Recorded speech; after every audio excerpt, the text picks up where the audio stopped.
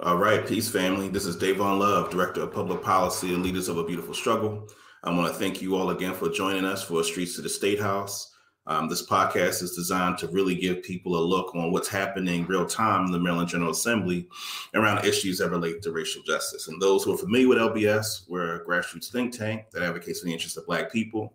And a big part of why it's important for us to focus on advocacy in Annapolis is because much of the policies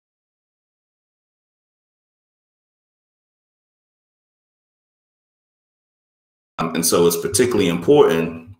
We felt it was particularly important for those that don't have the time to check in on a lot of these, 7-hour-long Zoom videos to see committee hearings. We figured we bring to you the details that you need to know so that you can contact your legislator and support folks that are working on efforts that impact our community. So that's really, what this is about for those who've been with us before. Thanks for continuing to support. And so, of course, as you all know, if you've seen the promotion, we do this in partnership with our sister, our friend, our comrade, Khalilah Harris. Khalilah Harris is, a big supporter and ally of LBS, worked on a variety of things together in the past. How you doing, Khalilah? It's Tuesday, right? I thought it was Friday for a second. Okay. No, I'm good. I'm good. I am constantly pivoting from local to state to national. So on any given day, I'm talking about policy to somebody, but on today and in this moment, we're talking about Maryland state policy and how it impacts Baltimore City. So I'm good, and I'm glad to be in the number. Yeah. And let me pick you up some more for a second, because I think it's important for people to, be clear. Policy is really complicated and it's real different, the local, state, federal level. And you're one of the few people who, I see keeps tabs on all, those levels. Like for LBS, we focus primarily on local and state level politics. So, it's good that we have you as someone that's keeping an eye on some of the federal stuff. And maybe as we expand in the future, we can kind of be more active in the federal policy making space as it relates to Black people in the region. So thank you for lending your expertise and being with us once again. So let me just give an overview of what we're going to do this evening. First, we're going to hear from, in the past, both in terms of last session and last few episodes, we focused primarily on some of LBS's particular priorities. We actually have some guests on that are going to talk to us about just updates on other issues that impact our community that are being dealt with in Annapolis. So I'll kick it to Khalilah to help facilitate the updates on some of these important legislative activities. All right, so friends, thanks so much again for tuning in. This is From the Streets to the Statehouse is a podcast that's really intended to make sure you folk are updated on what's happening in Annapolis. We know that there's no way to get to Annapolis from Baltimore, or actually most of the state. And so a lot of times policies go by us, and sometimes people are asking us to advocate, but they don't know exactly what they're advocating for, or something changes between legislative sessions, or their elected officials are trying to convince them that something else is happening than what the advocates are telling them. So we're going to talk to these guests and get some updates from them on what's happening in the Statehouse and how it impacts you. So I want to first kick it off with Jenny Egan. She is a public defender. Michelle Hall. Oh, okay. Michelle. Not Jenny, Michelle. Apologies, Michelle. No worries. When you pinch hit and you come through in the clutch, sometimes there's a mixed signal. My apologies. No, you're fine. You're fine. This is Michelle Hall, who is a public defender with the Office of Public Defender. Michelle, what are some updates that are important for the viewing audience to learn more about? Sure. So thank y'all for having me. And I mean, obviously what you're doing is tremendously important because, as Dayvon said, no one really has time to sit and listen to these hours and hours long Zoom streams. And it's important to have these updates in an accessible format. I'm here today to talk about the juvenile justice bills that are currently in the General Assembly. And this is a big year for juvenile justice reform. I work primarily in Prince George's County. I started as a juvenile public defender here and did that work for about 3 years.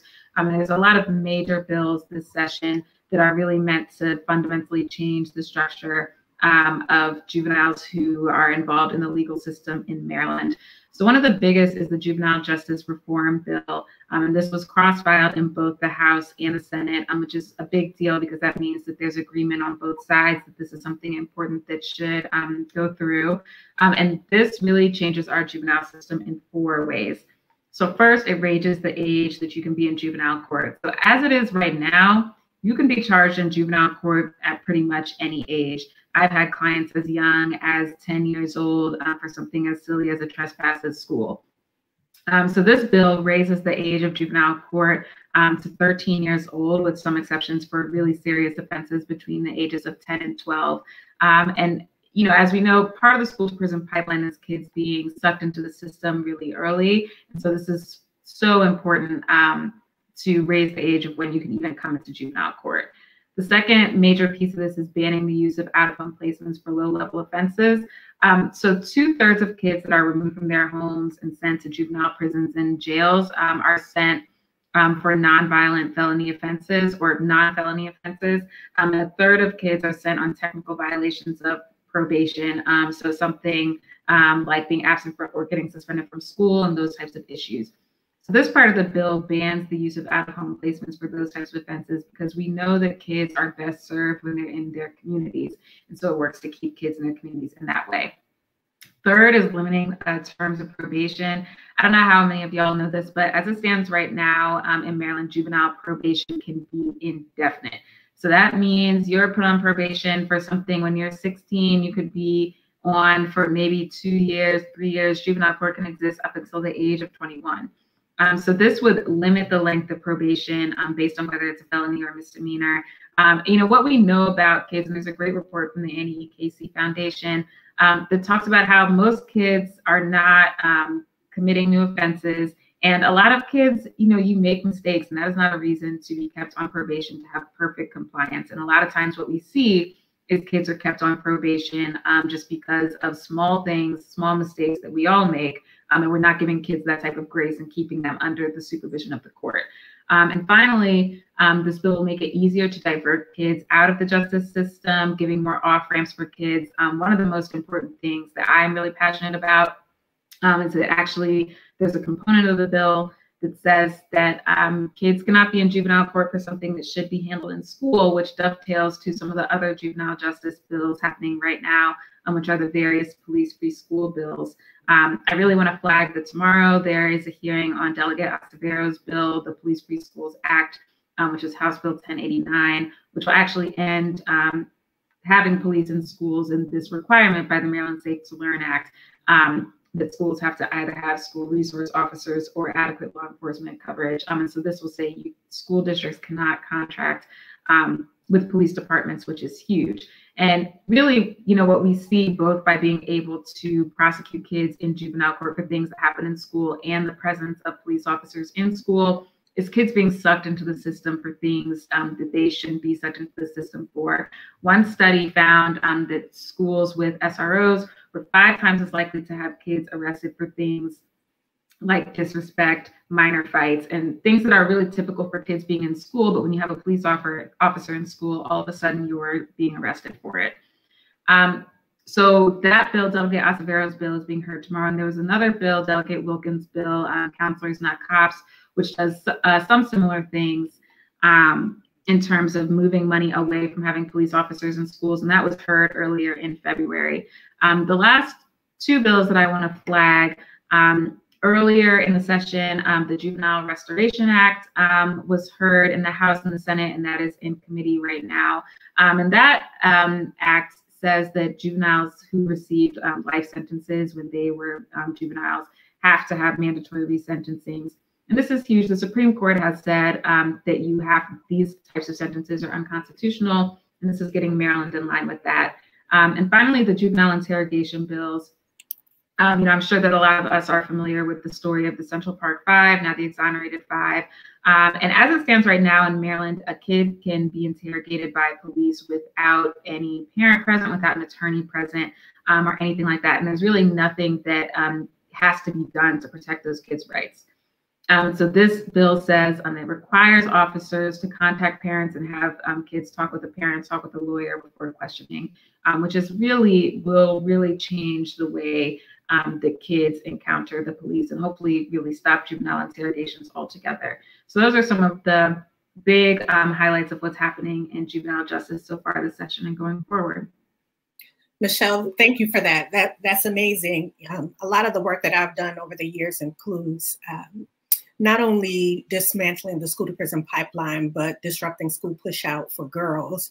Sometimes their confinement doesn't look like being locked up or placed in a juvenile detention facility. It might be becoming pregnant too early because you've been put on the street, or being human trafficked because you've been put on the street for a suspension or expulsion from school.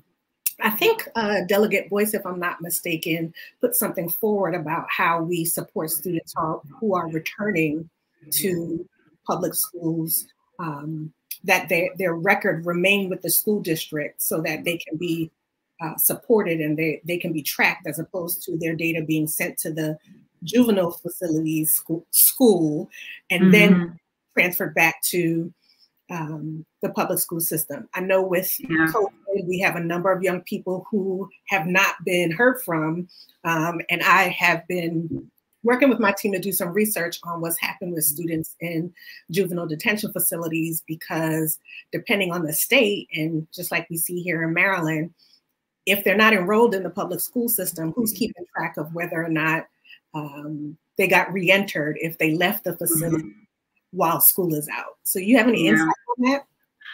Well, I think that it was Delegate Boyce's bill that we submitted testimony in favor of, but this was a huge axe that I had to grind in the beginning of COVID. And I do think that this bill has moved forward. But as it stands right now, when you are detained, even if you're detained as a kid for something as little as 2 weeks, you're automatically unenrolled from school.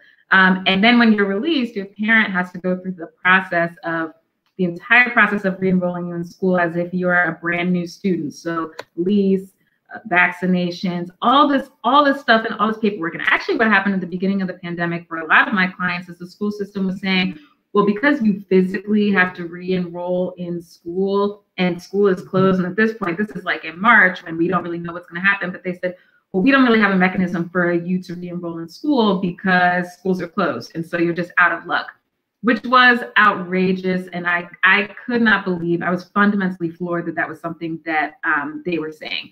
And because of myself and other attorneys pushing back and saying, no, our clients have a right to an education. Oftentimes kids that are in the juvenile system are kids that have special education needs. They need to have their needs met. And just because they've been released because of the pandemic doesn't mean there should be this major gap in education.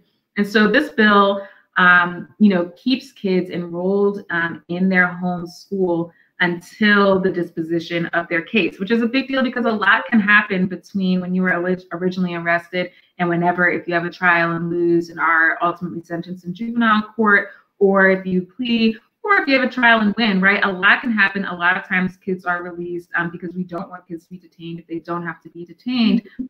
And so there shouldn't be this stopgap of re-enrolling in school. Even when I think school systems got a little bit back on their feet in terms of the pandemic, I had kids who were released from detention. It was still taking 2 weeks for them to get back into school. So you're falling even further behind. There's also a mismatch between the curriculum when you're detained and the curriculum in your home school. So there's a lot of issues. And this is part of the reason why, right, we want to be detaining kids less, because you can lose so much in going back and forth between detention and the community. So many, the rates of kids who are not graduating, even though you were in school the entire time, when you're in school in a facility versus in the community, but because there's a mismatch in the credits, all of a sudden you're not graduating, but you've been doing school this entire time. And so, that bill is fundamental in making sure that we're not leaving our kids behind, our detained kids. If we really believe that education is making that big of a difference, we shouldn't make it that much harder for kids to continue their education, whether they're detained or in the community. Right. And for those folk who don't know, Article 8 of the Maryland Constitution is the single entitlement that our state constitution offers, and that is an entitlement to an education. And so this is really a civil rights issue when you have students being detached from school who are under the age of the ability to unenroll from school themselves. So many layers here, but we want to make sure all of our students are accounted for and that they have an opportunity to transition into the world of work without, frankly, having people drop the ball on their literacy and the skill building that they need to survive. So Michelle, thank you. I'm going to bring you back in after we hear from some others. Want to remind Thank you. Want to remind the audience to ask questions. Michelle will be coming back, and if you have questions for her, drop them in the chat on YouTube or Facebook, and we will get to you. I want to bring in Chris Dews from Job Opportunity Task Force, since we're talking about the world of work, that's a great transition. Chris, tell us what JOTF's been working on, and what we should be looking out for as we approach sine die. Indeed. Well, first of all, thank you all for having me. My name is Christopher Dews, and I am a policy advocate for the Job Opportunities Task Force. So generally speaking, our policy agenda revolves around decriminalizing poverty, increasing paid sick and safe leave options, and generally increasing access to criminal record expungements. Our mission is and continues to be, and is definitely prior to, is strong in this session, is to help lower wage workers advance to higher wage jobs. The biggest piece of legislation that I wanted to bring up today is the Maryland Criminal Justice Debt Elimination and Prevention Act. And what this bill simply does is it eliminates as many fines and fees that are associated or garnered from interactions with the criminal justice system. So I'll just start with a few definitions. Well, you know what, forget that. I'll start with the bill number and who our sponsors are and things of that nature. Then I'll go into it a little bit further. So the bill sponsors that we have right now on the House side is Delegate Deborah Davis, phenomenal advocate. I know Leaders of a Beautiful Struggle just recently cut a video with her talking about how the Fraternal Order of Police have been trying to undermine a lot of policing reforms. So she's always been a phenomenal advocate. So we really tapped her really strongly to get her in on this bill. So that is House Bill 1331. It is being heard next week, as well as Senate Bill 898, which is being sponsored by Delegate Senator GLP Carter. And both of these bills, what they simply do is going to eliminate these fines and fees. Now, here's the thing. Many people are familiar with fines. Getting fined from the criminal justice system revolves around everything from basically the court telling you have to pay a certain amount of money back based off of something that you did. People are used to fines and things like traffic, right? You get a parking ticket, that's technically a fine. You get a speeding ticket, that's technically a fine. Many people are aware of this. District court, for example, will charge you just for being in court, will charge you $22.50. However, fees is a little bit more elusive. Fees are fees of service. So basically, the court system or the justice system is saying, hey, we provided a service to you, you need to pay us back. And these fees can range through everything having to do with the criminal justice system, including fees for a public defender, paying them back in reimbursement, jail room and board. A lot of people don't know this, but you get charged just for being in jail. It actually results in millions and millions of dollars of money back to the state. There is a fee for electronic monitoring, which is the ankle bracelet that you get if you are on home detention. There is a fee for home detention. There is a fee for parole and probation. If you are incarcerated and they allow you to go on work release, there is a $135 fee for that as well. There is a fee for drug and alcohol testing, $100 flat, just straight up for drug testing. And then every time they random you, that's a $6 charge and a $1 charge for alcohol. There's also a $30 filing fee for just getting your criminal record expunged, specifically if you have a conviction. There's also a $28 charge for getting fingerprinted.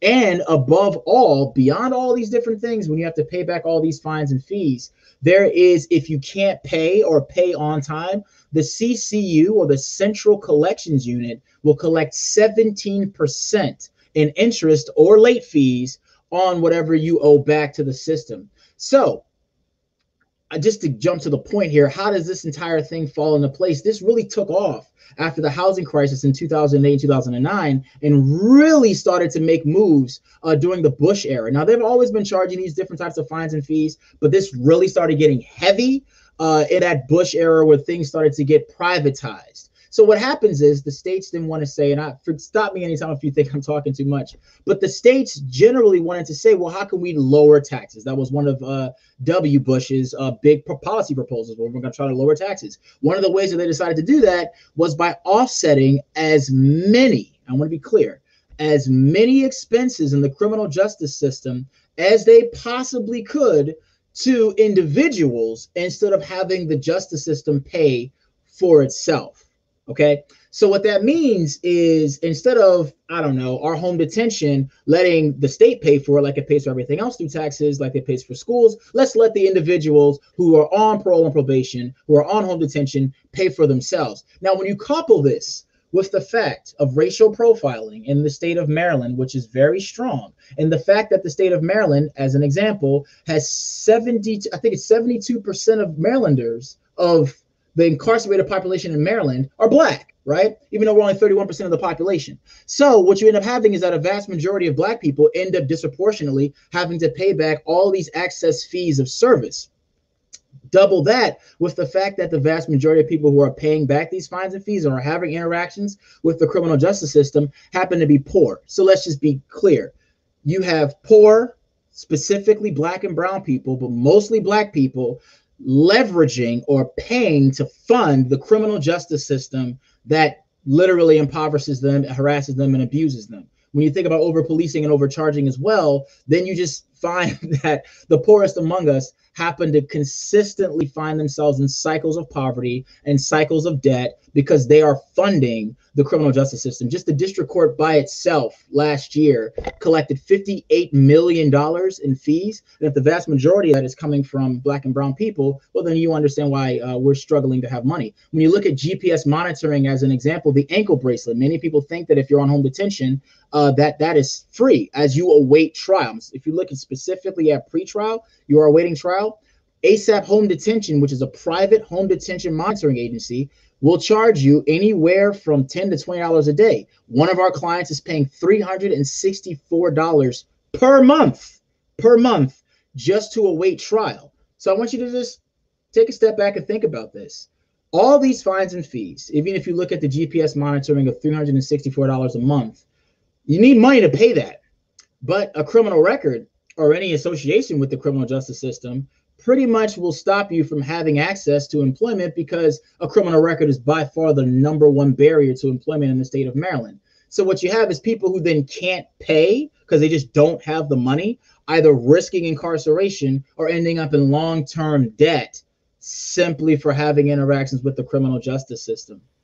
And because it's, you know, formerly incarcerated citizens or people awaiting trial, there's this kind of disgusting mentality, really a dehumanizing mentality saying, well, you know, they did the crime, so they deserve it. And there's a difference between doing the crime and doing the time, and doing the crime if you even were found guilty and then having to pay back the state hundreds of thousands of dollars to get that fixed. But I've talked too much. I just wanted to end on this note by saying that these debts lead to lost wages, unemployment, decreased credit scores. And if you have a decreased credit score, that leads to an increase in your auto insurance premiums. So it just becomes just a huge mess for people. Our bill, Senate Bill 898, House Bill 1331, seeks to fix this. And we have a survey for anybody who's listening who knows anybody who has had to pay any form of money back to the criminal justice system. We have a survey that we would love for you to fill out so we can have a little bit more ammunition when we go into the hearing next week.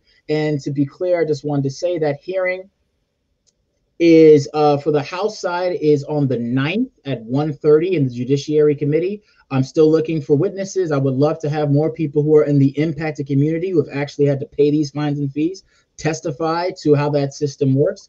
And then the Senate hearing is one day later at 12 noon, March the 10th. So that is our biggest piece of legislation. I just want to say, I'm sorry, I know I'm talking way too much. No, thank you. That was a wealth of information. And, you know, people, just to drill it down for people, when you think about the 2020 election and you have in the state of Florida, you know, Meek Mill and other people putting money together to pay off these debts so that formerly incarcerated people can vote. right? So if you want to think about the implication of these fees, not only are people funding the system to keep them incarcerated, but they do their time, they end their service, they finish their parole, but they still have these fees. And in some states, that means you cannot vote. And that is unconscionable.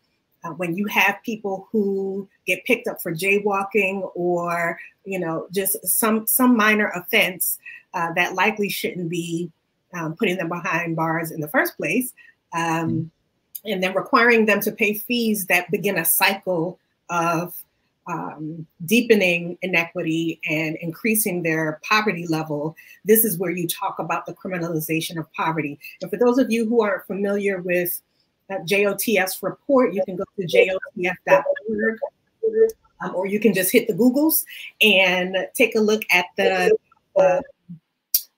report called The Criminalization of Poverty, to look at the multiple policies that JOTF has set out to ensure that elected officials and the general public understands exactly how people are continuously involved in the criminal legal system, just so these fees can be collected, which in turn get poured back into a system that frankly harasses them.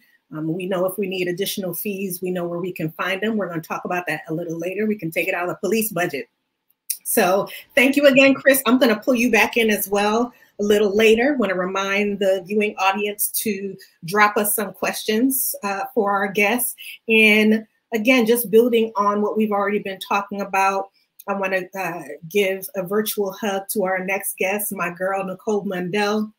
She is executive director of the Out for Justice organization. She is a queen among queens, and she's a dope sister. She's also someone who's formerly incarcerated and does this work from lived experience and not just shoulder surfing other people who may need someone to advocate for them. So she's a strong force in Annapolis, working for all of us. And Nicole, come on in. Tell us what you're working on with Out for Justice.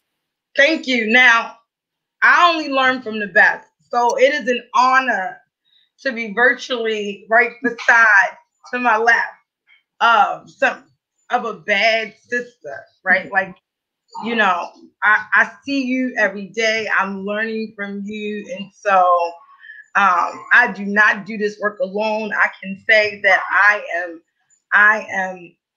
I'm grateful, right? I'm grateful to have other Black women standing with me and protecting me and checking me and educating me. And so thank you. Appreciate you. Come on, tell us what you're working on. Oh my goodness. So we're working on a lot, right? And most of the things that were already said by my colleagues, Michelle, the work she was talking about as it relates to juvenile interrogation work, my colleague Chris over at the Job Opportunities Task Force, working on the partial expungement work group, and Karen is doing an amazing job trying to make sure that the impacted groups are on that work group. That is a big deal to ensure that the groups that were doing the work around expungement is able to lead in that discussion. Another bill, 1277, which is a really important bill because it's about making sure that the Office of Public Defender, that they are not at will, right? You know, in Maryland, employers are able to at will get rid of you, right? And so as the Office of Public Defender is moving in this new direction, we want to make sure that they are not at will employees and that they have some extra protections, right? We talk a lot about the Office of Public Defender. A lot of people look at them as these non-attorneys, but I would argue that they are attorneys doing really great work. I work with many of the baddest public defenders in this state. And so we want to make sure that these individuals are able to work in a comfortable environment, an environment that protects them, that values them. And so that's one of the many bills that we are working on, the Reentry Success Act, which is just an offset legislation to Senator Ellis's bill from last session that ensures that individuals coming out of our prisons and jails have access to Social Security card, birth certificate, and IDs. And I know many people will say, well, I thought that law already exists, but it doesn't, right? People are not given their IDs when they come out. They're not given their birth certificates when they come out. They're not given their Social Security cards. And so Senator Ellis' bill of last year ensures that the legislation says that they must work together. So each agency that is going to be responsible for giving folks their identification information must work collaboratively with the Department of Corrections, right? We got to make sure that in our legislation, there's accountability, right? We have legislation often that's very trendy, right? That the topic looks good, but in the meat and potatoes of this policy, there's no accountability, there's no safeguards, there's no reporting back on how agencies performed.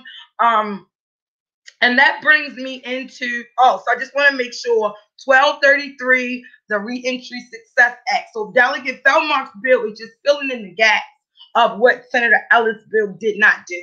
We found some advocates. We got together last week, Tia Hamilton of State versus Us, Monica Cooper, Marlo Hargrove, and a couple other reentry advocates got together to look at that. And we found that in that policy, it said that people behind the walls could get food stamps and assistance if they were eligible. And we were like, hold up.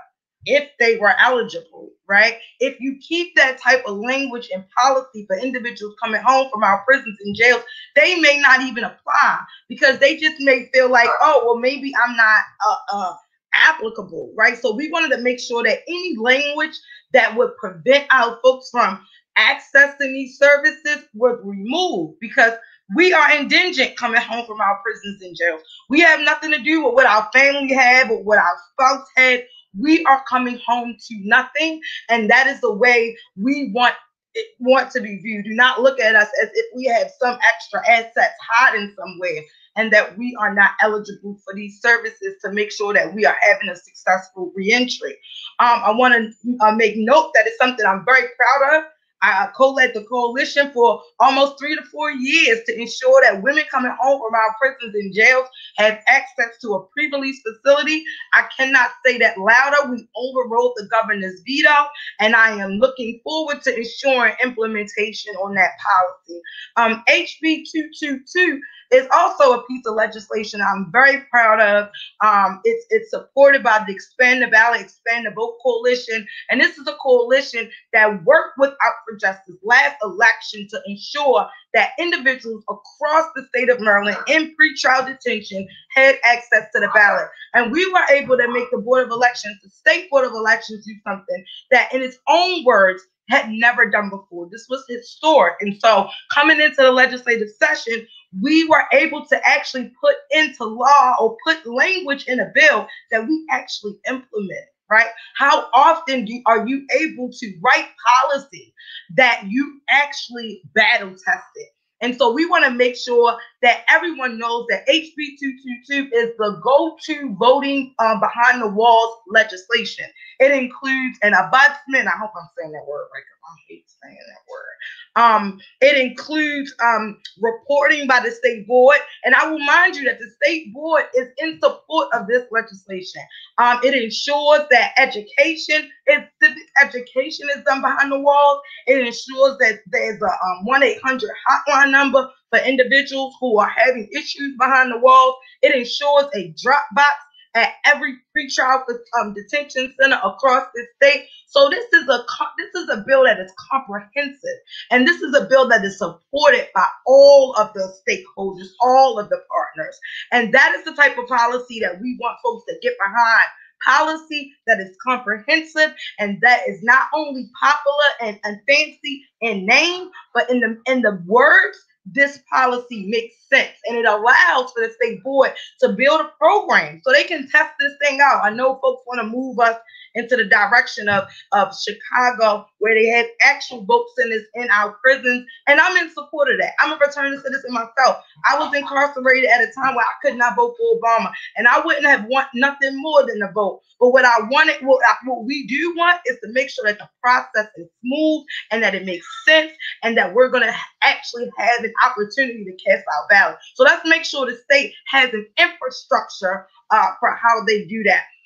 And then lastly, if I may, Khalilah, I am a part of the Reimagined Youth Justice Coalition. And this is a group of Black-led young people, organizations that are doing the work on the ground. And I'm excited that tomorrow we will be having a youth lobby day where we're bringing organizations across the state, Life After Release, the Fresh program out in PG County, Yes Drop-In Center, the Algebra Project. I mean, these are amazing organizations that are going to be leading their own lobby day tomorrow. So I ask folks to tune in. And then following that day, Out for Justice will be having our own legislative update where we too you'll be hearing from folks across the state on a variety of issues, from voting rights to an ombudsman behind the walls, making sure we have somebody that can hold the Department of Corrections accountable, to education and school policing and SROs. And so it's going to be a robust conversation, and I'm just so excited to be here and share the many policy initiatives that we're working on. It's a lot. It's a lot. I don't think I have enough time to talk about them all. But well, sis, you know, your work is critical. I'm so glad to see the bill overturn or the veto overturned from Larry Hogan to make sure that women who are returning home have access to the same support that men have. And frankly, you know, there's so many other layers because women tend to be primary caregivers of children, and making sure that there's a smooth transition back home, especially when they are going home to their children, is critical. And doing that in this population is really tough. You are being acknowledged for your work all over the place. Forbes magazine and you know, the Maryland magazine. You know, you're doing that thing, and you're doing it with authenticity. You're doing it in a manner that's not self-serving, not to climb, not to build a brand, but to make sure people have access to their civil rights and are treated like human beings, and not just some number in the system. So we appreciate you. Right. Bring everybody back in. And, you know, all of you are doing work in the field of the criminal legal system, as well as frankly, building community. And, you know, I'd love to know what things do you think we need to be looking forward to in the future when it comes to making sure that the rights of people who are incarcerated are protected, but also that the rights of people who will be targeted by the system are protected so they don't end up incarcerated unwarrantedly. And I'll start with you, Michelle. Or go ahead, Nicole, and then we'll get Michelle. I think the one thing I will point out is that there is a population within the reentry community that is not often talked about. And that's our trans community. That's our LGBTQ community, right? And you know, I personally feel like I have an obligation to do more, right? To support that our brothers and sisters there, to make sure that their rights are also being protected behind those walls, to make sure that we have services that target them and make sure that our services is equitable. And so what I think, you know, what I know it's important for me to do is always have my door open at the office and always be available as much as I can to hear our folks and to and treat them as individuals and not, you know, just have this general way of doing the work, but specialize in your craft and making sure that you are adapting to whatever environment is required to help people get where they need to go. Sometimes it's just a matter of supporting them in this rapid response way. You know, not oftentimes are you going to have this great plan put together to figure out what they need, but just being willing to work with people step by step and helping them in their journey. So Thanks, Nicole. Before I pivot to other folk, I would love to actually hear from you. Do you feel like there are any differences in the Baltimore City delegation in the ways that they're interacting with advocates under Stephanie Smith's leadership on the House side? I feel as a citizen, we get way more information than we used to get before. But what does it look like in Annapolis? Are we moving on things important to Black and brown people? I know the Maryland Legislative Caucus, Deborah Davis was the other day, went off about, people people being no, we're going to tell the truth and shame the devil. But she went off about people, the divide and conquer that folk do on issues important to us. So what are you seeing? And be honest, nobody's coming to check you. Oh, I know. I'm just saying, I'm trying to be diplomatic. Every now and then I gotta be diplomatic, put the smiley face on it. I think under Delegate Stephanie Smith's leadership, you definitely see a change in information, right? You definitely see the ways in which they're operating. You definitely see the newsletters and the information coming out about what folks are doing. I know particularly, I find it a little difficult for advocates to get on the Baltimore City delegation's agenda. I don't know about the rest of the advocates, but I have not been able to get my issues and the issues of the people that I serve on the Baltimore City delegation's agenda. So I don't know if that has anything to do with process or if I missed a step. I don't know if it has anything to do with maybe they are, going to work on the issues that I'm interested in, and they don't feel that I need a special meeting. But I just have had, trouble being able to address the very people who I participated and worked in voting for in the delegation. But it's a weird thing right now in Annapolis. I'm not comfortable with virtual advocacy. That's just not my thing, right? I'm adjusting to it because I had to. But I want to see you. I want to see how you react to what I say. I want to see how your leg move when your colleague has said something. That body language is a lot when someone's it's a lot. And you're looking at them like, you're not with me, so I'm going to keep the right. I want to see you come out that door in Annapolis on the right-hand side where most people don't know you having those private meetings at. And I want to see who you coming out that door with. I want to see who you sitting down having lunch with at Harry Brown's. I want to be there. And I feel like they're getting over like a fat rat by us not being in the physical there, right? That they're able to do, they just more back stuff can happen without people able to witness how things are going down. So I just want to ask one last question about any other legislation that you think is important for women in Maryland, not only women who are formerly incarcerated, but women who are interacting with the criminal legal system, and how we're able to avoid complacency in the Maryland General Assembly. And that's from one of our guests, one of our viewers. Oh, okay. Me? Yeah. That's a question. Yeah. Okay. So what? Say that question again. What are some other policies can help women? If there's a delegate out of PG County, I got my list up.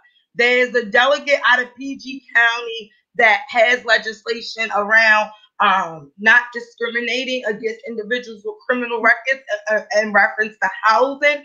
And I think that bill needs a little bit more work. I'm willing to support that work, but we also have to take into account that when it comes to housing in a place like Baltimore, we have the Housing Authority that's like a federal agency that runs that, right? Janet Abrams is with public housing, right? And so the state kind of doesn't control that subsection. So I kind of think that bill is something well-intentioned, but it really needs to figure out how we connect those dots both like locally when it comes to PHAs, and then on the state level when it comes to private landlords, and making sure that if we are going to have a housing bill, that bill would say that if a landlord discriminates against somebody with a criminal record, and you can clearly see that, then there needs to be some repercussions. So I think, you know, for the population I serve, that are people who are having a lot of trouble accessing housing for their children, I think that bill is a step in the right direction, but it really needs some more work, because we need some if you don't do this, this is what will happen. And that is oftentimes what's missing in our policy, is repercussions to not doing a thing. So that's one of those bills that I think that specifically women benefit from.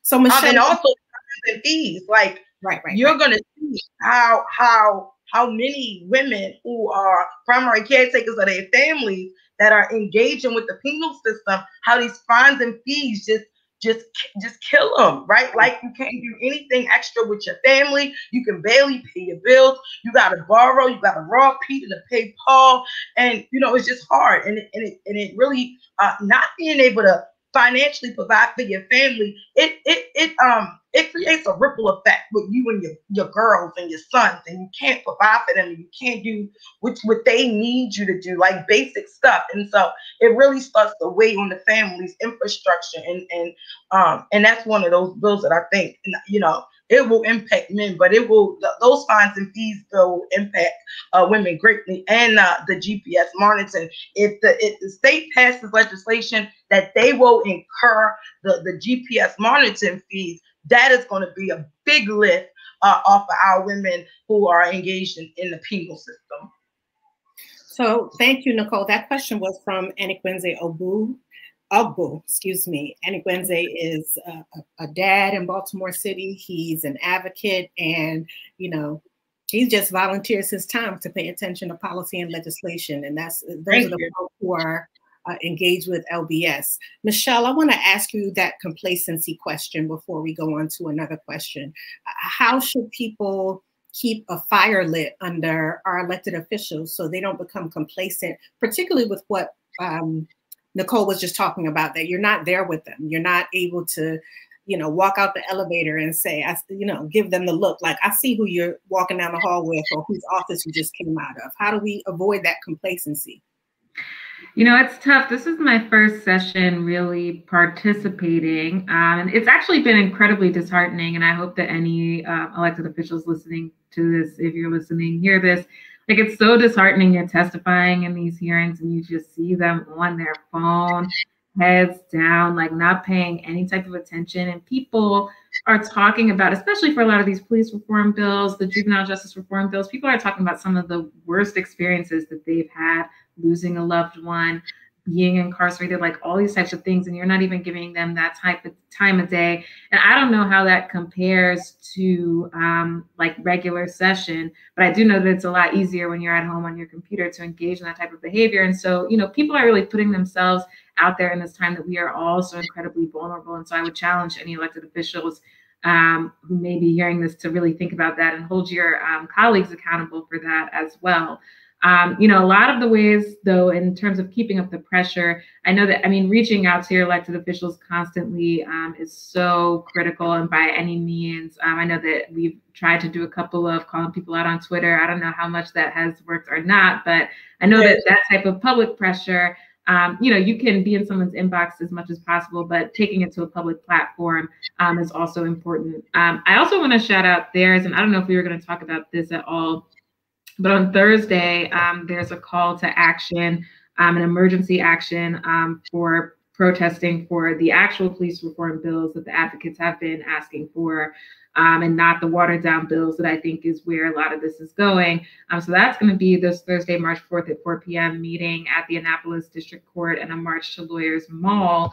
And so the demands are to pass Anton's law with no bad amendments, a full repeal of Leobor and nothing less, and absolutely nothing less.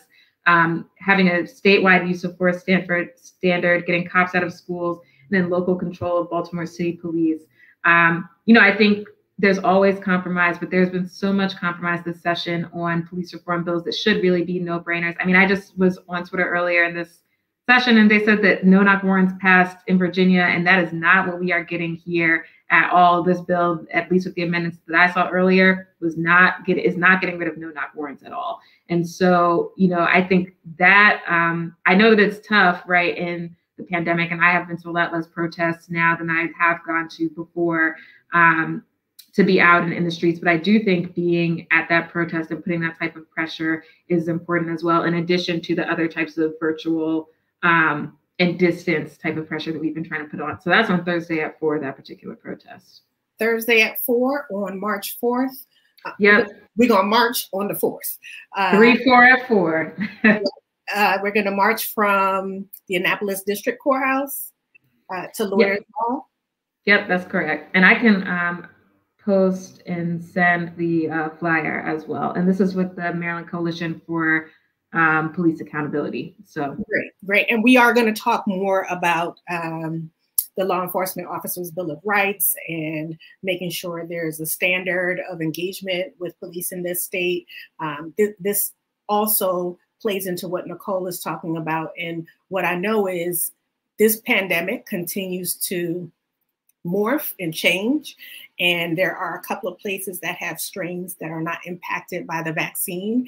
And we also don't know that the vaccine will last into next season, right? And so if we find ourselves next session having the same limited interaction with the Statehouse, we need to make sure we're advocating that for rules that don't preclude the general public from engaging. Right now in the House, they don't take speakers beyond the people who filed the bill and maybe a couple of others. And for those of you who have advocated previously in Annapolis or on the Hill in DC or in your own state house, you know, or your county executive meetings or your city hall meetings, you know it's important when there are 50 people packed in a room ready to testify, how that impacts the way legislation is moving. And I do think that that has impacted the way legislation moves this session.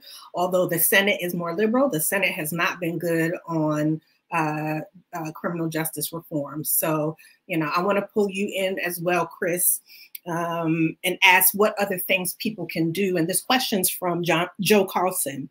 What, other than calling or emailing, what are other actions people can take to pressure their representatives so that they know these are bills you want to pass? And Michelle kind of alluded to some things, like social media is one way, but what are some other things that you all have been doing at JOTF or that you've seen others do that, you know, the general public can participate in, on making sure bills reflect what citizens want, as opposed to what elected officials think that some police union or someone else is insisting they pass?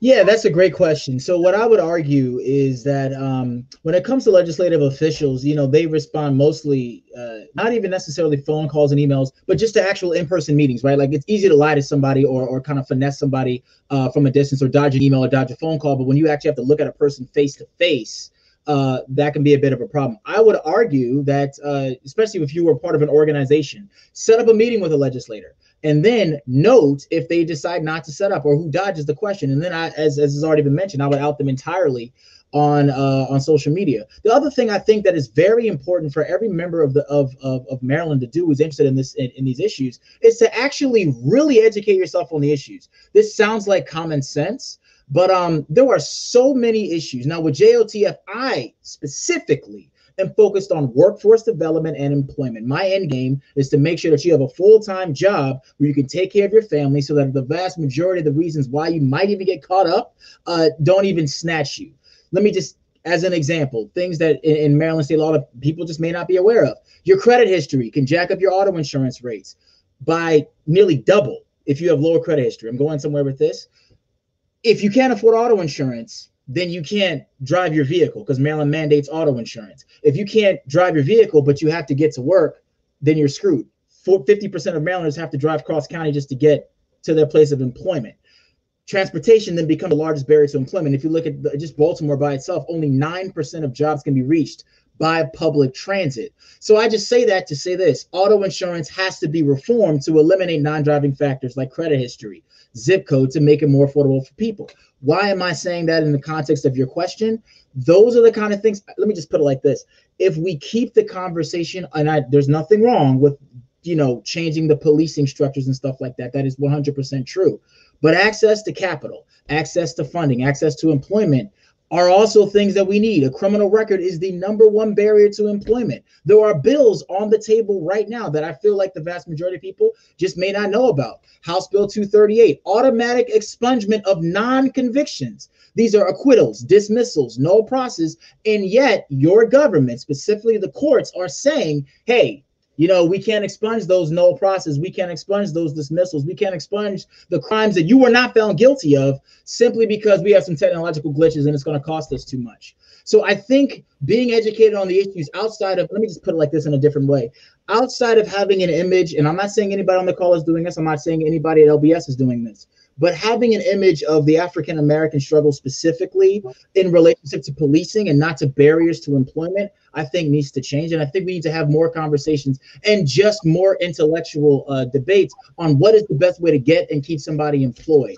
So I just think having that information and then framing that when you have your conversations with legislators, that this is about employment access. This is about making sure that somebody can take care of their family, that they can afford child support, that their license isn't suspended for stupid reasons like I couldn't pay. Like, do you understand? I hope that what I'm saying is getting across clearly. So, if people are employed, you can lessen a lot of the burdens that I am consistently seeing, and then bringing that conversation to legislators. I mean, it's employment. Who is going to resist access to jobs? So I'll leave it at that. Well, thank you, Chris, and thank you, Joe, for that comment. Nicole, I'll take your last comment before we shift to the next part of our discussion. You're muted. Oh, sorry. You're good. Oh, got me now? Okay. I didn't control it. If it was up to me, I'd be unmuted the whole time and waiting for your question. Another way that what we found was that, okay, making videos, because sometimes people will send a long email and most people are not reading past the first paragraph. So if you're not getting your message across within the first and second paragraph, most legislators or just regular people are not going to read it, right? So what we found is making short 30-second videos and sending it to those legislators make a good deal.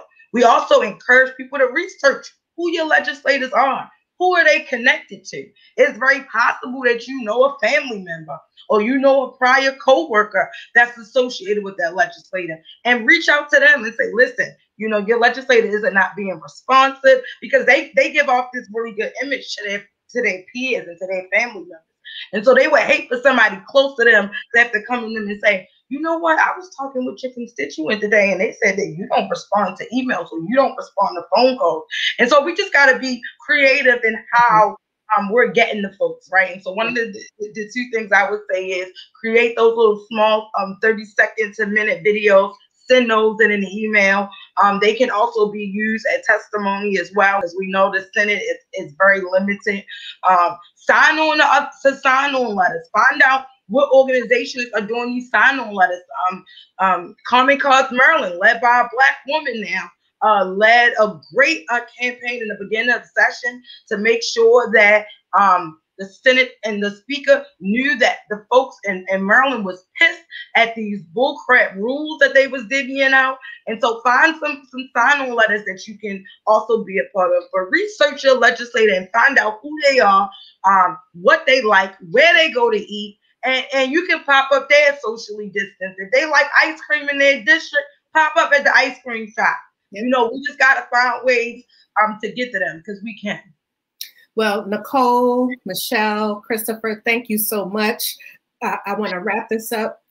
Thank you for those of our viewers who are asking questions in the chat. Keep them coming throughout the remainder of the show. You've heard some advice from our guests. I want to jump on a tail end and say, yes, people need to research, but those of us already doing the work in Annapolis and in City Hall and with Congress, we also have to recognize our privilege and make sure that information is accessible to people. To ask somebody who might have low literacy and is working 3 jobs to do research if they want to take action. You know, in some ways, there's got to be a bridge that we make so that information is more accessible than, you know, it intentionally is not right now. So absolutely research who represents you. Ask a friend, ask Miss Sadie down at church, ask your neighbor. But also sometimes it's just great to show up. And, you know, showing up is important, and seeing your face and just letting them see that you're watching and you peep what they're doing, very critical. Everybody's not going to be a lawyer. Heck, I'm a lawyer and I'm not a lawyer. So everybody's not going to be a lawyer. Everybody's not going to be a policy analyst. And, you know, there are many barriers that keep people from engaging with the law, and they should know they have a right to show up at their elected representative's office. They have a right to request a meeting. They don't have to be with an organization. I love that recommendation of short videos. It's really important. And what we don't want to allow is, if another session happens in a socially distant manner, that people continue to be kept out of the process. And we also can reach out to our city delegation and state delegate, our House delegation and our Senate delegation, to ask them when things are going to show up on their agenda, so that advocates who are doing the work have space to engage them and not be left out in the cold. So thank you, friends. I want to bring my brother Dayvon back, and we're going to keep it moving. Please come back and join us another time. Thank you. Bye. Hey, Dayvon. So what's the word on? Yeah, policing. So yeah, so you have a lot to say.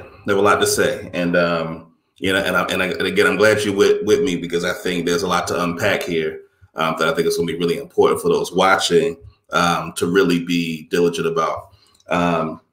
So again, what I'm going to do, one of LBS's big priorities is police accountability. Is something we've been working on for many years.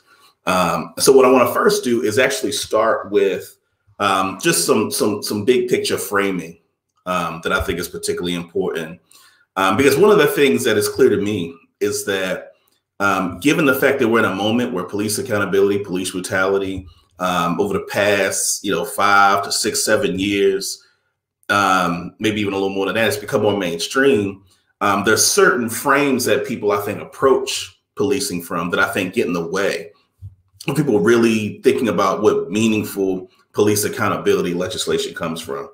And I want to start with what, for LBS and many of our partners, is the standard for how we should determine and assess what effective police accountability legislation is.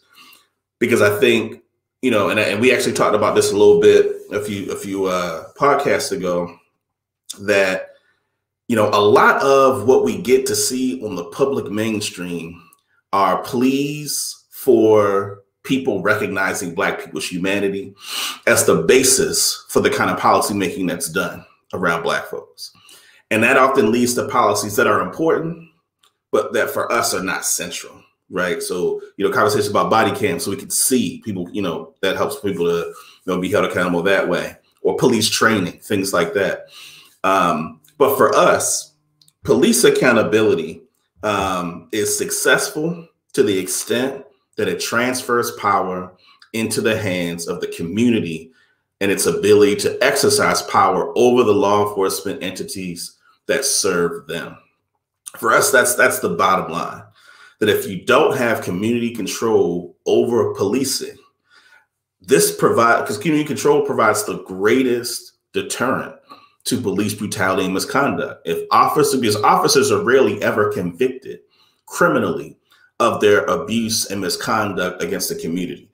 But it's the ability for the community to levy consequences against police officers, namely getting them fired, that is the greatest weapon that the community has in deterring police brutality and police misconduct. So that's Dayvon, I want to ask you a question about that. Mm-hmm. Why do you think it is that there's not maybe more of an outcry from the public to ensure there's community control of police. Do you think people assume that we had control of Baltimore City Police to begin with? Or, you know, what are the disconnects that, you know, we do have a voting base here that will readily get with the delegation when there's something that they want? You know, do you think it's that people don't know that our Baltimore City Police Department is controlled by the state? Do people, obviously we talked about this before, that the Law Enforcement Officers Bill of Rights is named in a way to make people think it's about celebrating heroes and making sure that they're taken care of with insurance and education and housing, and it's none of those things. So what's the disconnect? Right. Well, and I think, so there are a few things. One is that I think popular mass media, I think, has impacted the collective consciousness of people paying attention to the issue. That, you know, if you watch too much MSNBC, too much CNN, you know, you're going to get really the notions of police accountability activity that feeds into the spectacle of Black suffering. That's a core part of what drives, you know, ratings.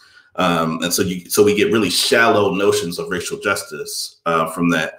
I think the other piece, and so one of the things that goes along with that is that rarely ever, again, on kind of the cable network mainstream media, is there enough there's a lot of conversation about policing. A lot of it's on the federal level.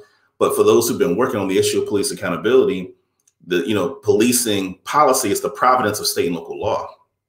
And so there isn't enough attention paid to the importance of state houses in the movement of addressing issues of policing. And then I would say lastly to that question is that when we talk about control and power, oftentimes power is not properly understood as it relates to what we mean about community control. Because I think one of the things that we've emphasized is what is the ability for the community to exercise power over the operations discipline of law enforcement, right? So for instance, in 1999, there was an effort to establish what we currently have in Baltimore City, the Civilian Review Board, but it wasn't given any real power, right? And that's one of the things that, and I'll talk more about this later, but that's one of the things where there's the greatest level of resistance from those who are opponents of police accountability. So that's one piece. And then the other, again, big picture framing piece is that, you know, given that everything's virtual, you know, there's a lot of opportunity to really listen to the conversations that are being had by legislators about policing. And what's become very clear to me is that there's a selective de-emphasis on the racialized aspects of policing, you know, in the conversations about the policies that are being assessed. So for instance, you know, Republicans, they continue to characterize police accountability advocacy as anti-police without acknowledging the ways in which there is societal valorization of police officers.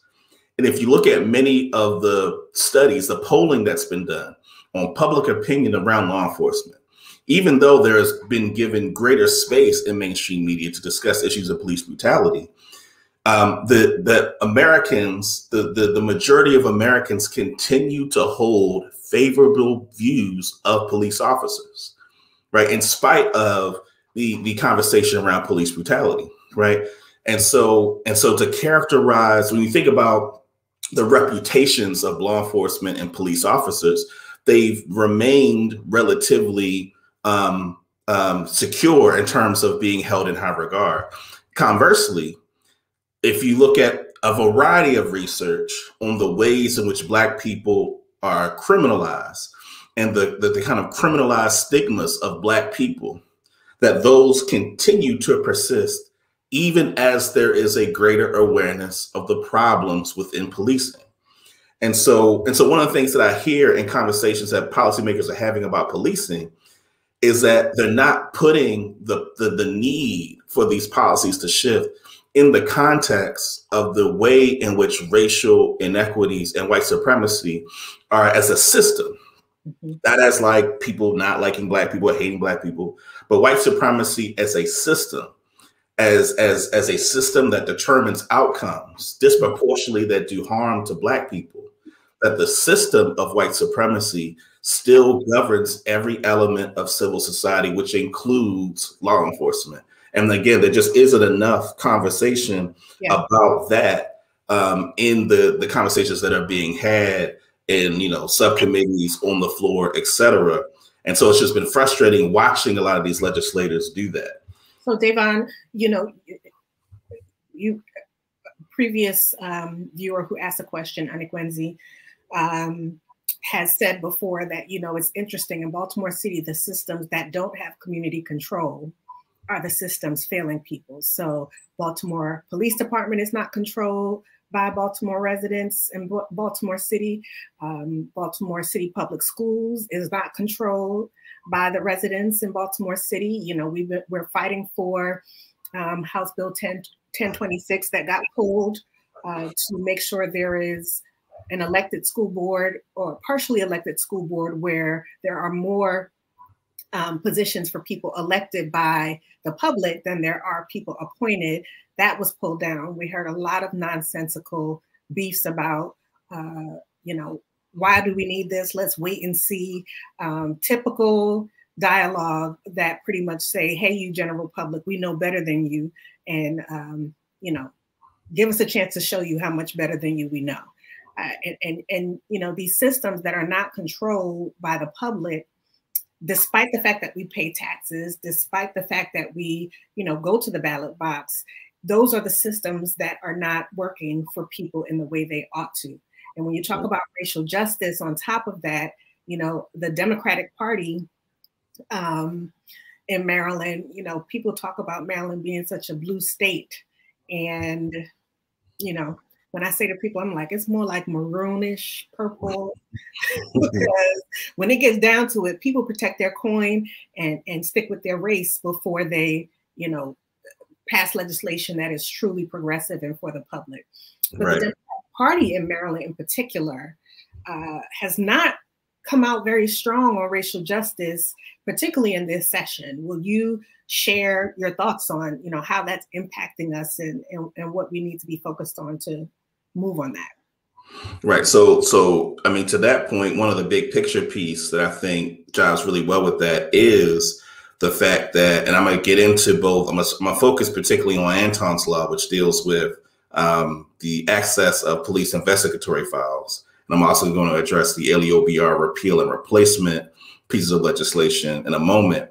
But one of the things that we've gotten in response to our criticisms of what particularly the Senate has put out on the LEOBR front is this notion of, oh, we're making progress. You know, please celebrate that we're making progress. And one of the things I think is important to be clear about is that what people are asking for is racial justice. Like, people aren't asking for progress.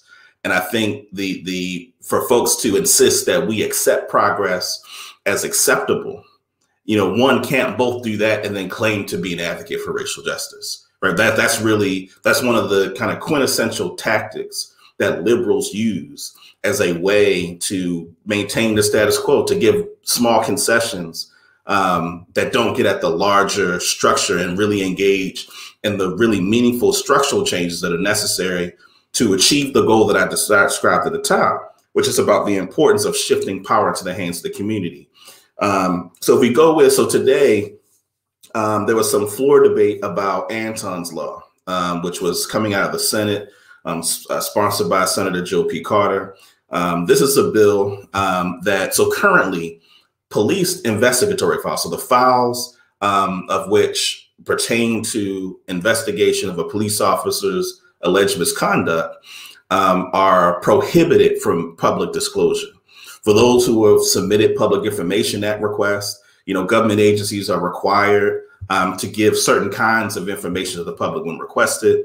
And there are three general categories of where certain information is in the kind of matrix of the Maryland Public Information Act. There are things that are mandatory disclosures. So if one asks or requests certain information, things in that category must be disclosed. There are then discretionary disclosures. So things that must be disclosed, barring certain things that the agency or the custodian of the records and criteria they're provided with, that they have to disclose unless it touches one of the things that those agencies feel is not in the public's best interest. And then there's the last category, which is prohibited from disclosure. So again, currently, police investigatory records are prohibited from public disclosure. And so this is a bill that was a big part of the advocacy around police accountability, both LBS and other members of the Maryland Coalition for Justice and Police Accountability. This is one of the major aspects of our advocacy. And so, for folks who've been following us, for the session, you'll notice that the bill actually passed committee with, relatively, few amendments. And actually, since this podcast has been airing, has actually passed to second reader without any substantial amendments. So we're making progress there. And we want to give credit where credit's due in terms of passing out something that has been very controversial, both in terms of conversations in committee and conversations that have been had on the floor. I want to talk about, some of the things that were discussed on the floor about Anton's law that's important for people to have the ammunition to respond to. And so one of the things that I think is ironic about the resistance to passing Anton's law is the fact that many of the opponents of it are concerned about false allegations that would be lodged at police officers.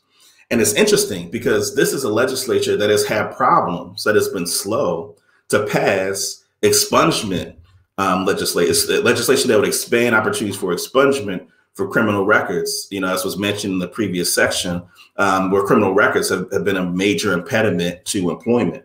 And so the key difference, though, because this is an analogy that a lot of them make, but the key difference is that Black people will experience societal stigmas, right, in which that criminalization impacts us, right, whereas police are societally venerated, right, in ways that, Black folks as a people don't experience. So it's a false equivalency, but again, it's ironic that they're so stuck on preserving the reputation of police officers in ways that they don't seem to be concerned about the societal stigmas of inherent criminalization of Black people. The other major piece, in addition to their concerns about false allegations, we have no substantive empirical support for the claim that there will be substantial false allegations. We've not been presented, as a person who's testified, for the last few years on this issue, we've not been presented with any substantive empirical data that would point to the fact that we should expect this plethora of false allegations. And in fact, we have been the only side that has presented empirical evidence by way of the Department of Justice report that came out in 2016, the federal government investigations into the police department, the Maryland Restoring Trust and Policing Commission report, right, that establishes this. There's a report that came out recently about Prince George's County Police Department, a Graham report, right, and the way in which officers their allegations against officers were not sustained, and the kinds of violence and brutality that they engaged in that was covered up by the department. So we're the ones that actually have the empirical evidence, the legislators who talk a lot about wanting to, focus on the evidence and the data and rationale. But we're the ones that have presented empirical data to support the position that not having access to these records has led to officers being able to continue to engage in the abuses that we talked about.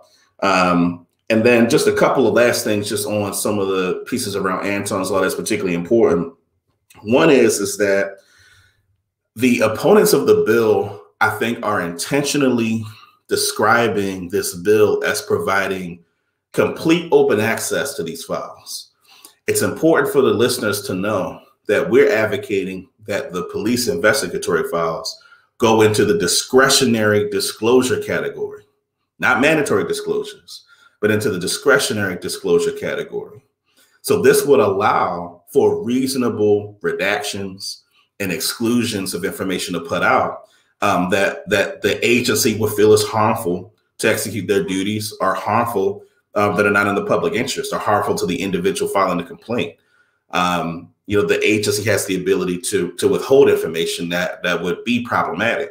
And so it's important that we push back and not allow the opposition to characterize this as just flinging the floodgates open in terms of records. And then lastly, on Anton's law, And this is particularly important because one of the things that has happened is that there has been a lot of energy and engagement on these issues. And so, apparently there were protests at legislators' house over the past few days that was used and was characterized as making people unsafe. And so there was an analogy made that just like protesters that show up at legislators' houses, right, and engage in peaceful protest, that is endangering these legislators. What will these people do with the investigatory files of police officers and the allegations made against them? And really just two things to say to that. One is that the families of legislators are more safe than many of the people that I've ever met. Like there aren't going to be very many people that are more safe than the families of legislators. There's been no reports of anybody being harmed, right? And so to characterize these demonstrations as unsafe is problematic because it uses the same kind of tropes of those of us engaged in social movements being scary and dangerous. Like that is, and the purpose of that kind of rhetoric is to contain the social movement activity from being disruptive of processes that perpetuate, these inequalities. And I'd expect that from Republicans, right? So Republicans, whatever, that's what they're going to say. That's what they've been saying. That's a part of their rhetoric politically. But Democrats who claim to be allies of social justice, I'm disappointed that I would be disappointed to hear Democrats characterize demonstrations, people exercising their First Amendment rights, and as to whether the tactic of protesting at people's houses is legitimate. I think reasonable people could agree or disagree on that.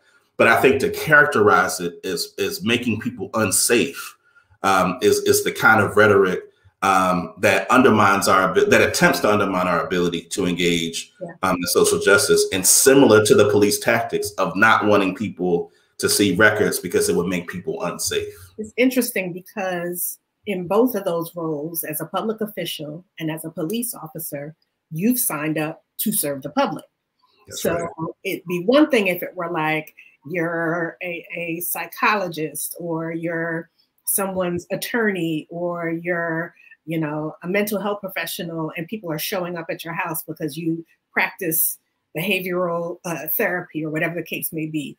That's confidential. That puts clients in danger. That, it can become unruly, especially if it's an intense debate, whether it's religious based or whatever the case may be.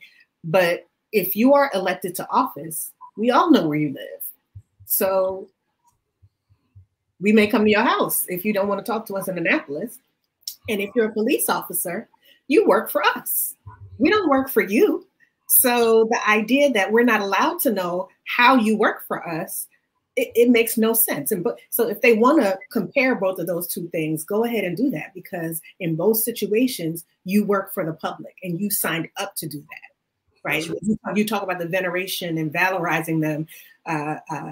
They certainly put their lives on the line day to day, but they also create an environment that puts their lives on the line day to day, right? Over policing of communities make communities less safe, right? And that is antithetical in some people's perspective. They don't understand that having more police causes the community to function in a way that is less safe than not having the police. This goes to the same thing with police in schools and Delegate Acevero's wanting to remove police from schools. Schools that have fewer indicators of the carceral state and of children being at risk for being locked up tend to be safer than schools where there are metal detectors. And, back in the day, the kids had to wear clear backpacks like they were going through a jail to check in, and people in their personal items.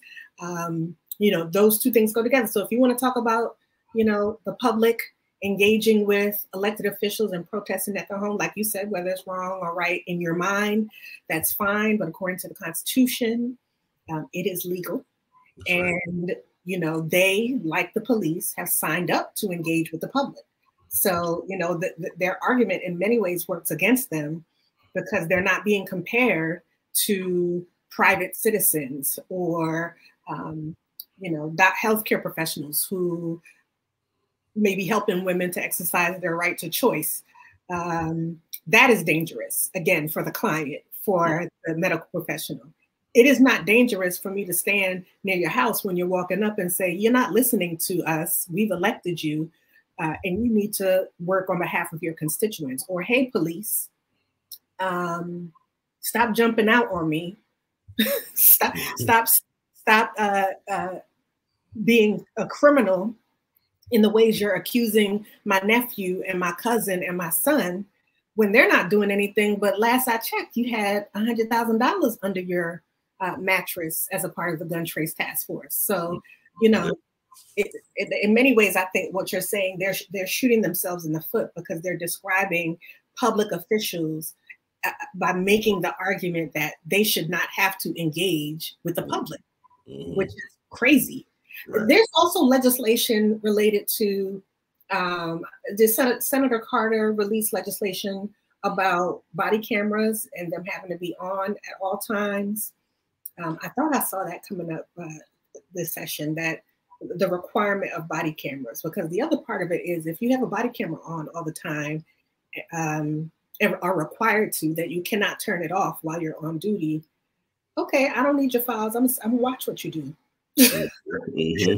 As I understand it, many folk are in opposition to that as well, which is like, you can't have it both ways. You don't want a body camera to provide evidence of how wonderfully you treat everybody, but you also don't want to release records so we can hold people accountable who are not doing the right thing. When you have 5, 6, 7, 8, 9, 10 complaints, you can't tell me about one false complaint, but you have people with many, many, many complaints that are the same across town.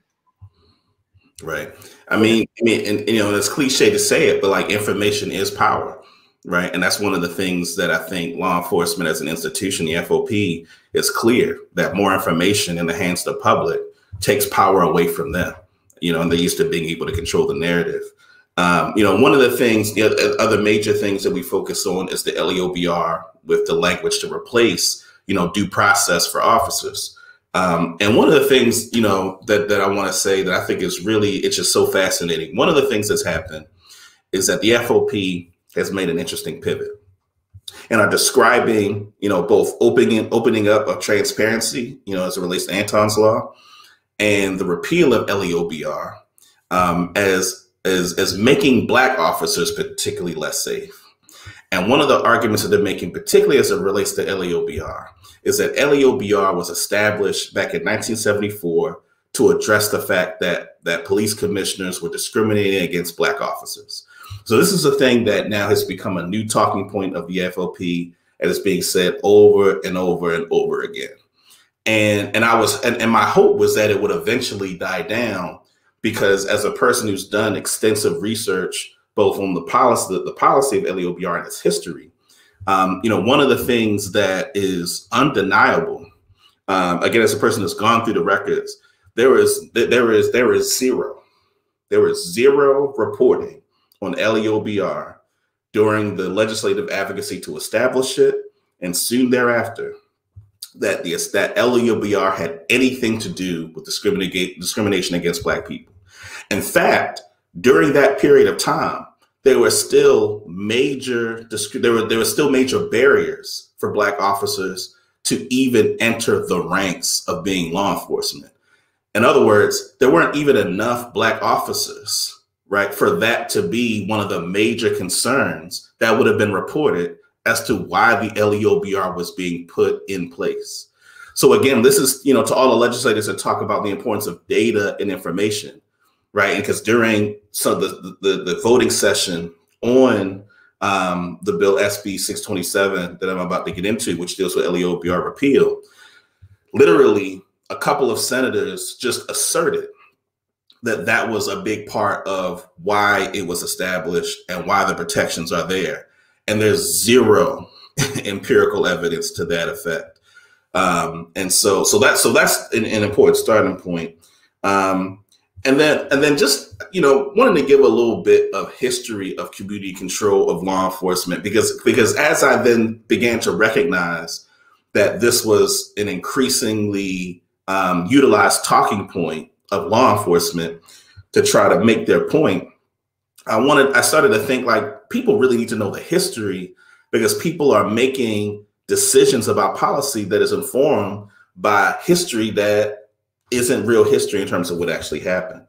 So it's important for people to recognize that when you think about policing, the conversation around community oversight of law enforcement emerges, particularly during the late 60s and early 70s, in response to the fact that there were, folks who are familiar with history know that during that period of time, there were a variety of major civil unrest that happened during that period of time, major civil unrest. So like what we saw in 2015 in Baltimore, like arrests like that happened around the country, in Watts, in Detroit.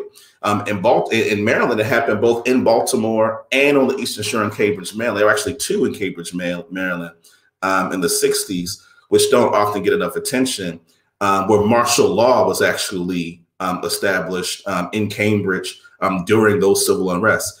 So a majority of the civil unrest that emerged during that period of time came as a result of police and brutality against Black people. So community oversight emerges during a period of time when the community is reacting, responding. Civil rights and Black power activists are responding to the gratuitous violence of police brutality that was visited upon Black people. And so that's particularly important. Now, you put that in perspective. So community oversight is emerging as a demand in a variety of ways, and not even just policing. You see this in terms of anti-poverty programs and community action programs. So the idea of community control is emerging as a set of policies that's getting federal support, in the midst of the Great Society programs. And so community control of law enforcement becomes one of those policies that emerges as a major demand. The Fraternal Order of Police begins to organize against the formation and the advancement of the issue of community oversight. And they describe the calls for community oversight as an anti-police coalition of advocates, right? So that's how they describe the pushback against community oversight. That's particularly important because when we ask for community oversight, we're talking about something that's not new, right? But we're talking about something that we know that the Fraternal Order of Police has been fighting at least for the past 50 to 60 years. So we should be clear that there is a perspective they hold that and this goes back to the point you made about those public systems that the public doesn't control. These are the systems that most directly touch Black people. So a part of the way that white supremacy, I think, operates in this context is the notion that Black people don't deserve the right to control the institutions that govern our communities. So the police work for us. The community control shouldn't be such a radical idea, but it was posed historically as such a radical idea and continues to be characterized as a radical idea. And so as we get into SB 627, what I've heard, there was a press conference the other day where the Senate Judicial Proceedings Committee presented the bill that actually ended up coming out of committee, which is different than the bill that came in. It's a bill that was significantly weakened, right? And for us, it's a bill that is mostly useless in terms of actually addressing the issue of police accountability. And what we've heard is legislators defend the bill as like some sweeping change, as addressing systemic barriers. So what I'm going to do is I'm going to talk about specifically what's problematic in the bill, right? Because they'll give small examples, small things here and there. But here's specifically what we find to be problematic about the bill. The first thing that I think is particularly important, as I mentioned, community oversight is the biggest problem in the bill. And they removed a section in 627 that would have allowed local jurisdictions to establish a community oversight body through a local ordinance that could impose and adjudicate discipline. And that's really at essence what community oversight is about.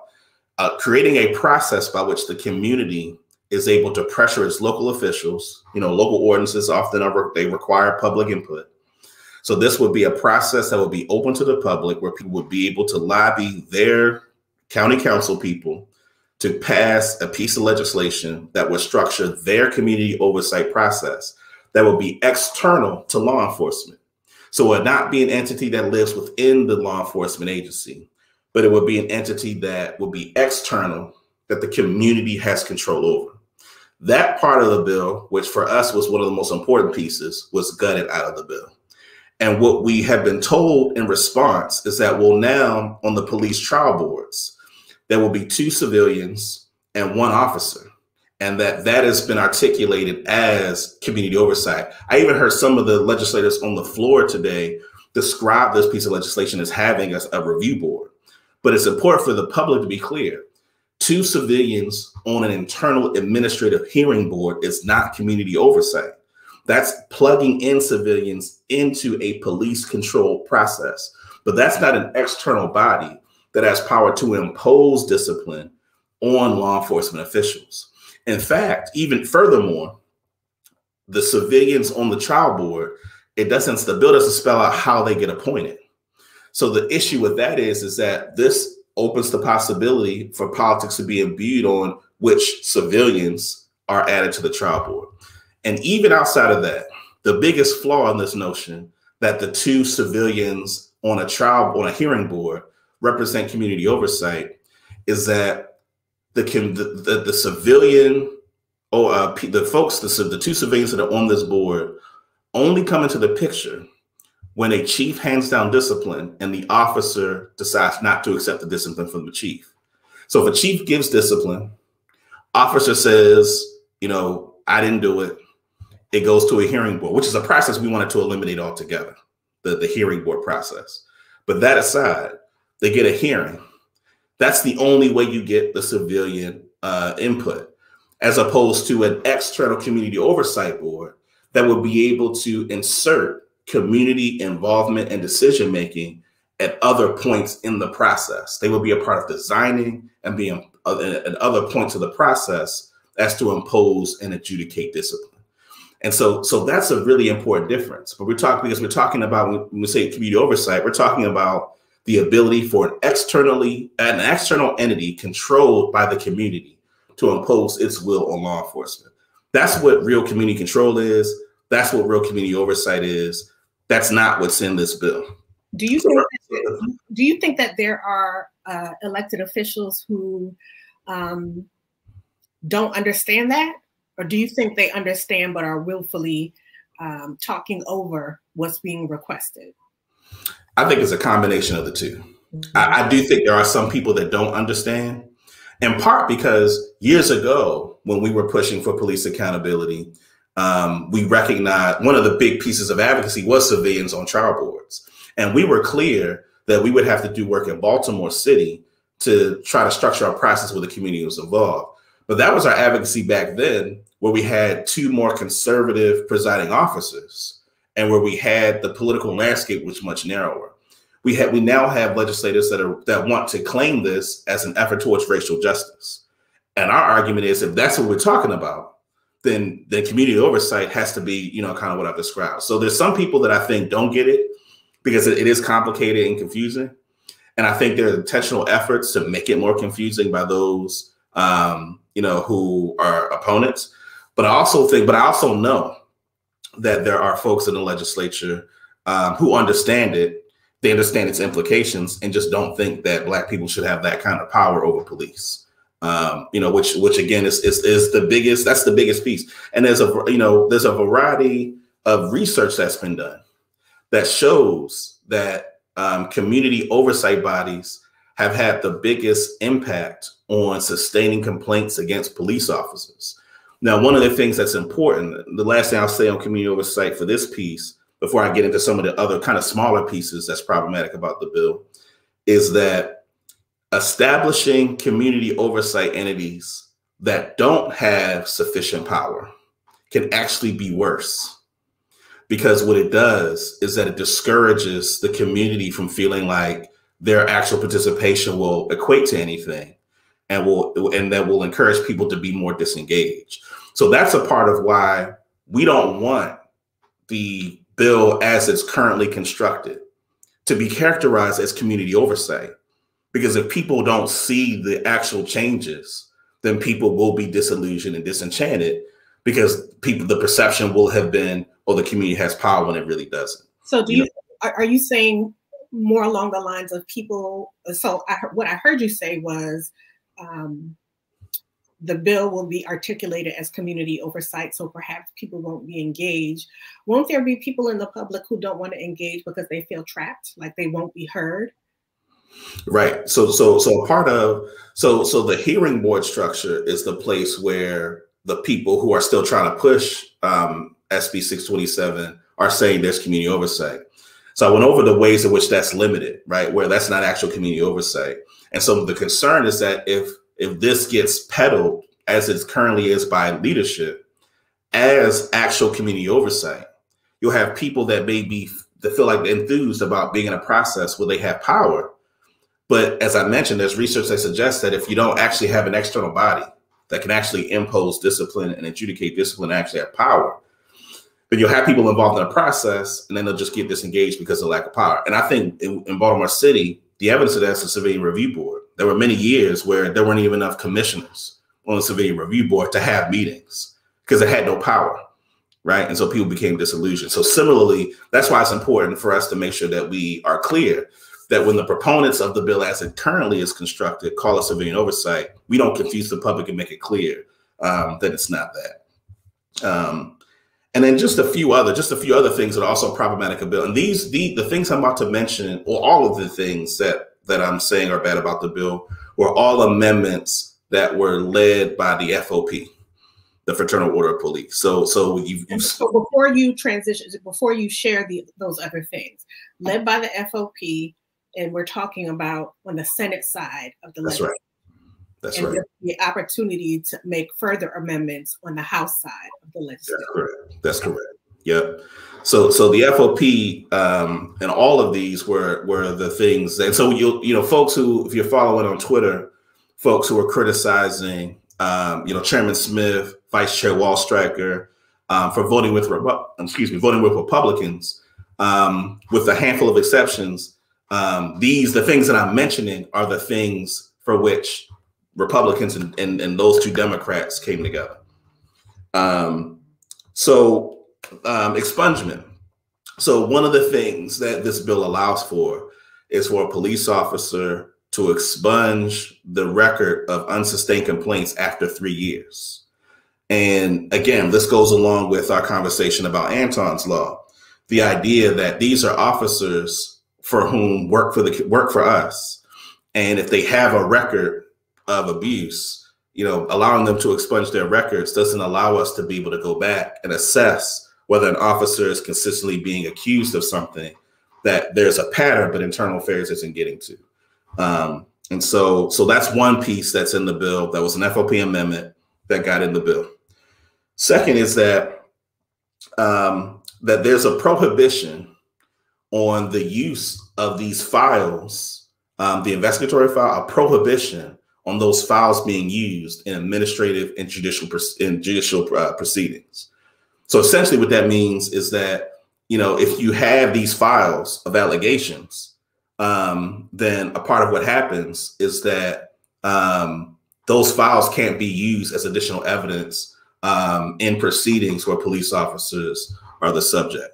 Again, another FOP amendment to just provide more protection for police officers against criminal prosecution. As I mentioned earlier, police officers are very rarely ever convicted and very rarely ever prosecuted, and even more rarely they're convicted of crimes of their brutality against our community.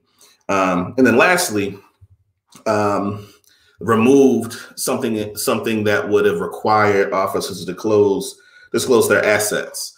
We saw with the Gun Trace Task Force, you saw officers that were engaged in criminal activity, robbing people, beating people up, stealing stuff. And so the idea is that if officers were required to release kind of personal financial disclosures, it would allow the department more information about when an officer is engaging in those kinds of activities. So those are kind of the three major things that's left in the bill. That when we talk about them voting Republicans, community oversight being the most important one, but those other things are also things that Democrats sided with Republicans to put in this bill. Then in many respects, as Senator Carter mentioned during the voting session, it isn't really a substantive repeal of LEOBR, and the changes in it are small. It's not big enough to be called racial justice. And that's really, just in terms of just our summary of kind of where things are, particularly with the Senate. It's our belief that, what the Senate did were small baby steps forward. And we're not interested in applauding just the baby steps forward. We're interested in, giving the community power, giving the community oversight over an institution that's supposed to serve us. And so that's why, from our perspective, the bill doesn't go nearly far enough to really satisfy the desire to really meaningfully address police accountability. As I mentioned before, kudos on Anton's law. And our hope is that remains relatively unchanged and is able to get through the Senate. And that would be a big move. But as it relates to LEOBR repeal and the language to replace it, we remain very disappointed that the community is not going to be given the power it deserves over an institution that has historically abused us over many years. And so what I'll do briefly is just transition into, next steps. Because now we're working to try to have an opportunity at the House to make sure that the House version is a better version, so that when it goes to conference committee, where bills on both chambers are reconciled, the hope is that we're able to make what ultimately comes out better. And to be honest, we don't really have, a whole lot of hope in terms of community oversight, meaningful community oversight over in the House. It's something that, we continue to push for. And we actually think that many of the folks that are working in the House on that bill, on the Speaker's bill, they've engaged us as of late over the past couple of weeks, and I think are, genuinely trying to incorporate some of the things. But we have a fundamental difference in worldview in terms of what community oversight is. For us, again, community oversight is about an entity the community controls, overseeing law enforcement, imposing discipline, having power. That's different from having what they're calling charging committees, where civilians at those institutions select, oversee complaints. That's different. That's community participation, but that's not community oversight. And that's a place where there's a big disagreement between where we are and what we think the House is. And so we expect to just be disappointed in terms of the level of community oversight that'll be in the bill that comes out of the House. And so, what we're looking to do is to continue to get people to put pressure to make sure that maybe we can get something on the floor on the House around community oversight to make sure it's meaningful.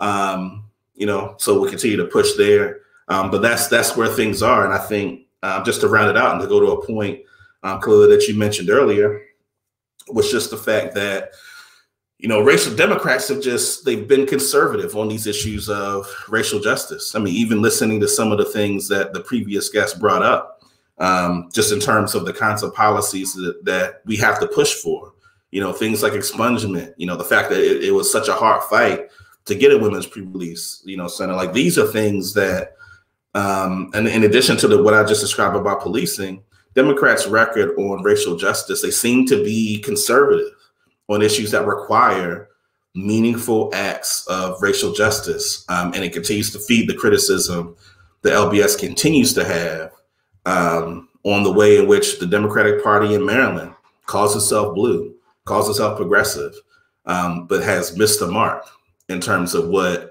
racial justice looks like. They may have made progress. And I want to quote, Malcolm X, a quote that people have probably heard me use. You don't put a knife in a person's back 9 inches, pull it out 3, and say you made progress. You got to pull a knife out and begin to heal it before you can say progress was made.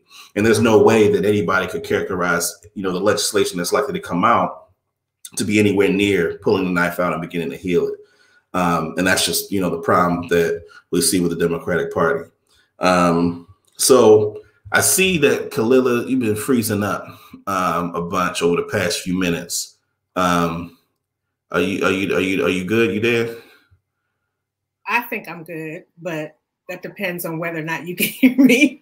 Okay, I hear you now. Okay. Yeah, I mean, the steps you just laid out are critical, and it's important for us to really understand what's at play, as well as have the tools to hold our elected officials accountable. I think people, just like people say that they like having the police in their communities, and that gets thrown in our faces all the time. People also like their elected officials, even if they don't do anything for them. Right? It's like, I know you, I know your mom, I know your sister, you're a good person, but they can't pin down really how that person has advanced their ability to live their lives, have peace in their communities, have access to resources like food and jobs and transportation and affordable housing, but they keep getting elected back into office. So I think what we're hearing from you and some of the other guests is that it's going to be important that we also begin to groom people who have a value system and philosophies that support our communities, instead of just allowing people to, hold office. One of the representatives in my district, I have not heard a thing out of them since they've been elected, and they really got elected by a narrow margin, and their last name ends with A. But have heard nothing from them. No support for bills, no opposition of bills, nothing. But they're taking up a seat that could be held by somebody who is really trying to move progress on behalf of the community. So thank you for that analysis. I think it's important. And what we want to make sure is that we continue to hold people accountable and pay attention. Michelle had on her Howard t-shirt. I see she's a Bison. I'm a Morgan State Bear. And that's another legislation that, folk can't seem to get right, even though they owe our HBCUs some reparations for the ways that they disrupted their progress. So paying attention to that, the Curran Commission bill was the veto was overturned. But even with Curran Commission, there's a whole lot farther we need to go as a matter of racial justice to ensure we have a racially diverse teaching workforce, that the curriculum is culturally relevant, culturally affirming, culturally sustaining, all of those things. And so despite the wins that we've had this session, like making sure that public locations like public schools have access to free menstrual products. Inversely, there are things like our civil rights on a day-to-day basis that our own elected officials in the Democratic Party are not supporting. And we really need to push in and make sure we have another mechanism to hold them accountable if they aren't able to vote in a way that aligns with what we think we need. Yeah. So, and that's important. That's consistent, I think, with, a lot of what we've heard from our previous guests and our previous conversations about just holding people accountable. It's really the biggest weapon that we have, and making sure stuff gets through. The more we're involved, the more pressure we're able to put on legislators to do, what's necessary.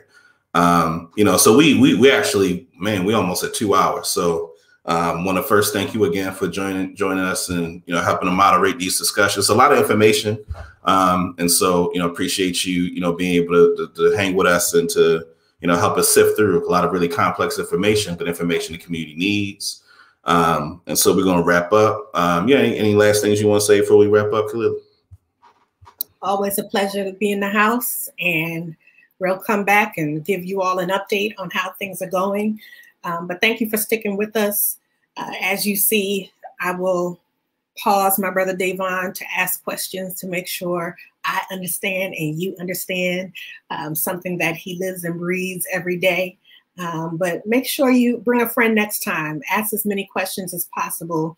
The goal is to make the electoral process, the legislative process in Maryland accessible to everyone. So we want to hear from you, and we'd love for you to join us. All right. So, we're going to have a few more episodes for the duration of the session. It's about to heat up. It's about to be the time when, final decisions, are going to be being made about legislation. So you don't want to miss the next episodes where there's going to be a lot to tell you about. And it's going to be really important that folks continue to watch, continue to help us put pressure on our legislators to do the right thing. This is Dayvon Love, Director of Public Policy and Leaders of a Beautiful Struggle with Khalilah Harris. Thanks for tuning in to Streets of the Statehouse. You all have a good night. Peace. Peace.